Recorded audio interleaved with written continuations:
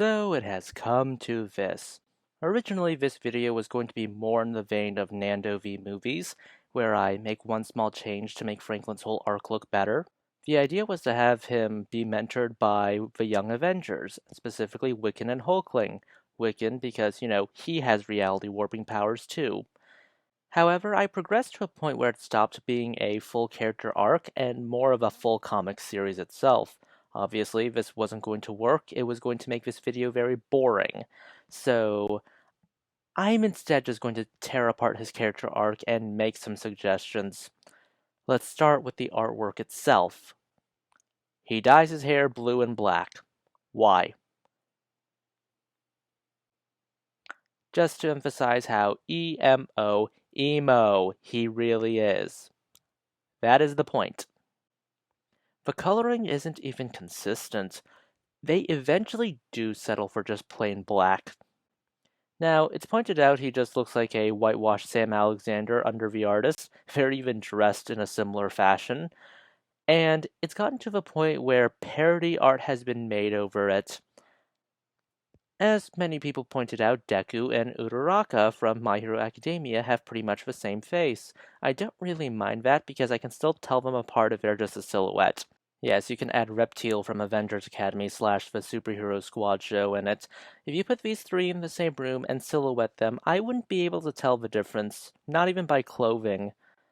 It does get better in later issues, but I think my point still stands. He looks very plain. I only think this is the art direction they went with because he looks too much like dear old Uncle Johnny, which is also groan-worthy. Or it could be Dan Slott's way of making his mark on the character from now on. Here is Slott's intention with Franklin. In his farewell article posted on Marvel.com, Slott said, "We're going to watch his descent from godhood to humanity, and what it means for him to be normal, to have all that power and then lose it. That's going to be his story arc." The concept of going from god to mortal is not bad. We've had this story before, most famously Thor, going from being the crown prince of Asgard and the god of thunder to just being some ordinary guy in his origin story. And then there's his stint as just Odin's son, but we don't talk about that. Let's instead examine Franklin's character arc itself. His powers are fading. He goes emo.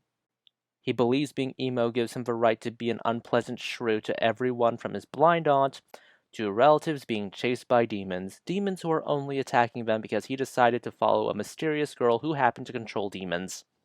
He thinks the actions he took were heroic because he sacrificed a bit of what made him special, whining, pontificating about he's the greatest god to ever exist, more whining, and in the X-Men Fantastic Four book written by Chip Zdarsky, Franklin trusts Doctor Doom to help him regain his godlike powers. Doctor Doom is the same man who has never said no to not swiping godlike powers.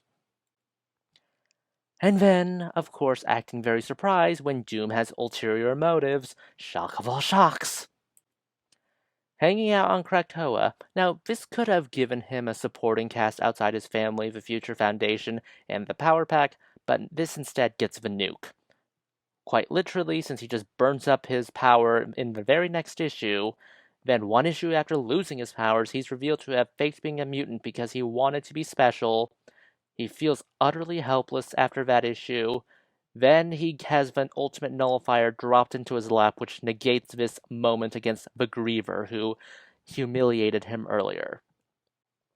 Then he mopes about his uselessness, and then he goes to therapy where he mopes more and more. And apparently the source of his angst is just how far from the versions of himself he's seen, including the versions from the future. He's worried that he'll be disappointing his parents. And then they do the cliche, "No, we will love you always." Oh, and then he gets his powers back in some kind of dimension made out of thoughts and dreams or whatever. I'm not sure it will stick, but honestly, this arc is through. So, to recap, he's a douchebag, he causes problems, he gets angsty over his powers, he does nothing about his powers, when he actually does something is usually boneheaded and short-sighted, and the solutions to arcs which are supposed to be dramatic just seemingly fall into his lap. To add insult to injury, Young Justice does a version of this arc better. Mary Bromfield can't use the power of Shazam. It's because she's too addicted to the power, so she tries to learn actual magic and rely on just one third of the power of Shazam. She goes against her mentor Zatanna's wishes by taking power from other students and then just draining their life force, and this is just one of her many reckless stunts. And she's insulted by the fact that she's not allowed the Helmet of Fate because Zatanna sees she's too attracted to power, just like Nabu in the Helmet of Fate. And she just leaves for Fawcett City. She feels like everyone hates her. She feels humiliated by Zatanna over the Helmet of Fate incident. The power gives Mary a purpose. It gives her comfort. Why be plain old Mary Bromfield when you can be Mary Marvel or Sargent, as she's called? Then she embraces the power once more, becoming Black Mary of the Female Furies. I think this arc could work for Franklin. Have him play Mage Apprentice or flat out join the Strange Academy. Have his recklessness and eagerness to be a god again lead him to dangerous or hilariously humiliating incidents. As these incidents keep escalating in danger and stupidity, have Doctor Strange and the other staff members just say, "We don't want to teach you until you get over yourself." Have a character like Despair who feeds off of negative emotions, feed off his power addiction, and manipulate him into doing something stupid like dragging Earth into his domain. Maybe have him do the creature consumption from that one What If episode. Then, after being saved from his own stupidity, he goes, "Okay, I have a problem," and then we get the therapy scenes. Then you can teach him how to use magic properly now that he's gained control of his lust for power and settled the reason why he wants that power so badly. I swear, if this dimension of thoughts and dreams to reality thing is the method he's going to get his powers back by, I'm going to scream. Because the primary design philosophy of his whole arc is to whine, complain, cause problems, accept yourself, and then wait for the solution to fall into your lap.